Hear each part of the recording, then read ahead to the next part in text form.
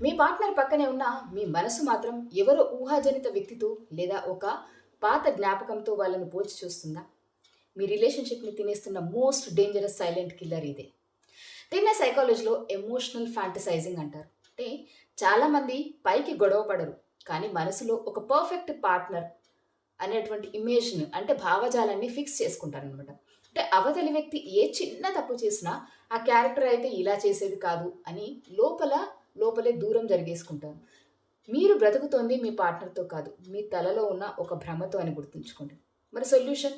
Deglamorise your fantasy. అంటే మీ తలలో ఉన్న పర్ఫెక్ట్ క్యారెక్టర్‌కి లోపాలు లేవు. ఎందుకంటే అది నిజం కాదు. కళ్ళ ముందున్న మనిషి రక్త మాంసాలు, లోపాలు ఉన్న రియల్ పర్సన్ గుర్తుంచుకోండి.